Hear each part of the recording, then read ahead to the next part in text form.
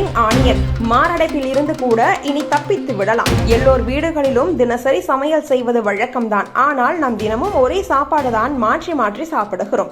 சக்தி நிறைந்து எவ்வளவோ கீரைகள் இருக்கிறது. அதில் ஒன்றுதான் ஸ்பிரிங் ஆனியன்.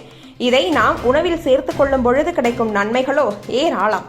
ஸ்பிரிங் ஆனியனில் அதிக அளவு விட்டமின் சி உள்ளது. இது உடலுக்குள் நுழையும் கிருமிகளை அழிக்கும் வெள்ளையணு அணுக்களை வலுப்படுத்துகிறது.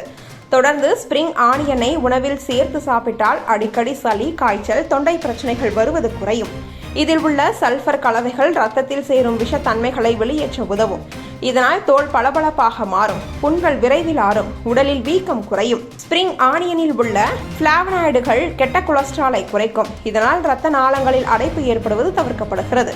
இதயம் சீராக துடிக்க உதவுகிறது. இதில் உள்ள பொட்டாசியம் இரத்த நாளங்களை விரிவாக்கி இரத்த அழுத்தத்தை குறைக்க உதவுகிறது. பிபி அதிகம் உள்ளவர்கள் உணவில் மிதமாக சேர்க்கலாம். ஸ்பிரிங் ஆனியனில் உள்ள நார்ச்சத்து குடல் செயல்பாட்டை தூண்டும். மலச்சிக்கல், வயிறு உப்புசம், வாயு பிரச்சனை போன்றவற்றை கட்டுப்படுத்த உதவுகிறது. இது இன்சுலின் செயல்பாட்டை ஊக்குவிக்கும் தன்மை கொண்டது. இதனால் இரத்த சர்க்கரை அளவு கட்டுப்பாட்டில் இருக்கும்.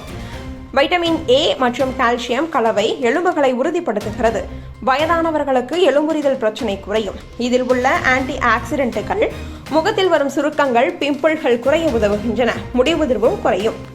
விட்டமின் ஏ மற்றும் கரோட்டினாய்டுகள் கண் நரம்புகளை உறுதிப்படுத்துகின்றன. கண் உலர்ச்சி, எரிச்சல் குறையும். குறைந்த கலோரி, அதிக நார்சத்து கொண்டதால் நீண்ட நேரம் பசியில்லாமல் இருக்கும். டயட்டில் இருப்பவர்களுக்கு சிறந்த தேர்வு. இதை நறுக்கிய ஸ்பிரிங் ஆனியனுடன் தக்காளி, வெள்ளரிக்காய், எலுமிச்சை சேர்த்து சாப்பிட்டால் வைட்டமின் சி முழுமையாக கிடைக்கும். சாம்பார், ரசம், காய்கறிகளில் கடைசியில் தாளிப்புடன் சேர்த்து ஒரு முறை கொதிக்கவிட்டால் வாசனை அதிகரிக்கும்.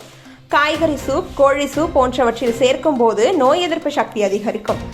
சமைத்து முடியும் முன் நறுக்கிய ஸ்பிரிங் ஆனியனை சேர்த்து புரட்டினால் சுவையும் சத்தமும் காக்கப்படும். மயோனீஸ், சீஸ் போன்றவற்றுடன் சேர்த்து சாப்பிட்டால் குழந்தைகள் விரும்பும் உணவாகும். தயிர் சாதம் அல்லது தயிரில் நறுக்கிய ஸ்பிரிங் ஆனியன் சேர்த்தால் செரிமானம் மேம்படும். சிறிதளவு நறுக்கிய ஸ்பிரிங் ஆனியனை சூடான சாதம், கஞ்சியில் தூவி சாப்பிடலாம். பரோட்டா ஸ்டஃபிங்கில் மசாலாவுடன் சேர்த்து வைத்து பரோட்டா செய்து சாப்பிடலாம். பக்கோடா, வடை கலவையில் நறுக்கிய ஸ்பிரிங் ஆனியனை மாவில் கலந்து பொரித்து சாப்பிடலாம். வெள்ளரிக்காய், எலுமிச்சை சேர்த்து சிறிது ஸ்பிரிங் ஆனியனை மிக்சியில் அரைத்து குடிக்கலாம். இனி ஸ்பிரிங் ஆனியனை எண்ணெய் குறைந்த அளவிற்கு வாரத்திற்கு 2 முறையாவது உணவில் சேர்த்துக் கொள்ளுங்கள். இது நமக்கு மிகப்பெரிய சக்தியை கொடுக்கிறது. மிகவும் சுலபம்தான்.